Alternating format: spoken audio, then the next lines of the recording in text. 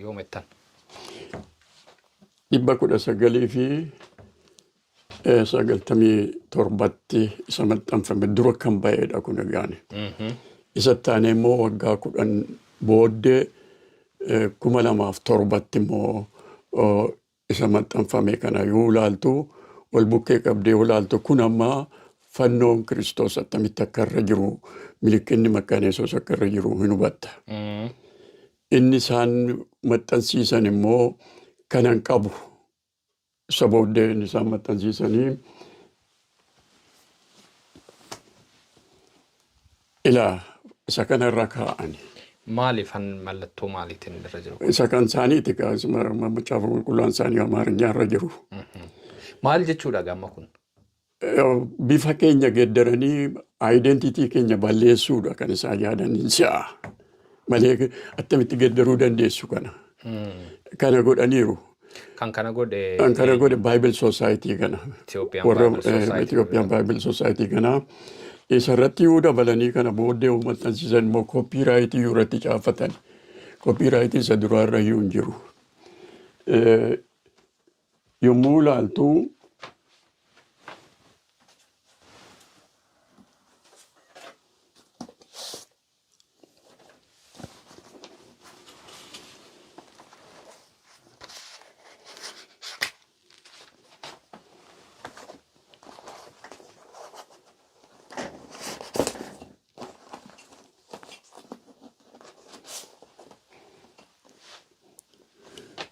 Sabara 2007 macaafonni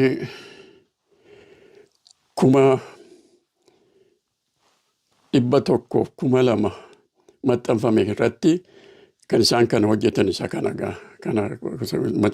Inni kun macaafa xinnaadha. Isa erga taasofnee walii gallee booddee isaan qopheessanidha. Kan isaan duratti maxxansiisan. Kana keessatti kan argitu fannoo irraa baasuu duwwaa utuu hin ta'in kan isaan godhan kana sadani mallattoo maaliiti? Alaabaa Haayile Sillaasee durii. Nuyi dhimma poolitikaa keetiif miti macaafa kan maxxansiifne isaan kana yommuu godhanii kan keenya jechuu isaaniiti egaa akkasitti kan isaanii identitii macaafa qulqulluu duwwaa otoo hin ta'in kanaan identitii Oromoo nu harkaa fudhachuu fedhani. Kan irratti dubbii kan kaafne kun diddiiramuu qabaa inni diddiiruu isaatii fi dura laastikiitti nu maxxansanii nuu kennani. Amma ergaa walii gallee kun hin deebi'a jenneeti amma immoo kooppiiraayitii waan isaanii irratti kaawwatanii milikkituma isaaniitiin deebisanii maxxansiisan. Kan irratti macaafni qulqulluun kan keenya dhaabachuu qaba. Ofii keenya dhaabbanne ittiin jiraanna kan jennu kanaaf jechuudha. Namni hubachuu akka danda'utti. Kana kananii yaadee kana hubachuun baay'ee barbaachisaadha. Maaliif kaatanii bukkeetti dhaabdan kan jedhanii nu gaafatan namootni keenya jiru. An keenya erga nurkaa fudhachuu barbaadanii ofitti deeffachuu barbaadan nuyi. An keenya waan ta'eef. Milikinni keenyas immoo milikita jireenya keenyaati. Milikita kana yoo ilaaltee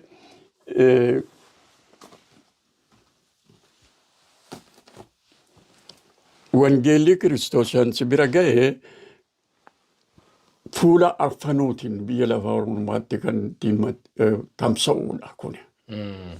Malee iddoo tokkotti cufameen ta'u banaadha hundumaaf jechuudha kun milikinni kun kan mallattoon nama kun argisiisu kun simboliin kun kan ittiin wangeelli faca'ee iddoo hundumaa ga'uudha malee cufamee kan taa'u miti. Aadaa tokko keessatti biyya tokko keessatti saba tokko keessatti amala tokko keessatti cufameen ta'u wangeelli banaadha hundumaaf saba hundumaa bira kan ga'uudha. Kana diddiiruun maal jechuudha kan jedhamu amma kan dubbiin nu irratti kaafne irratti haasofne kan hundumaa hin deebifna jedhanii hin deebifne maqaan Yesuusiinis seera isaanii keessatti deebisanii waldaa sana keessatti akka iddoo argatu goone. Kun egaan guutummaanuma kan abbaa gammachiis ta'e kan keenyas ta'e Oromoon jibba keenya jibba macaafa jibbuu nu jibbuudhuma.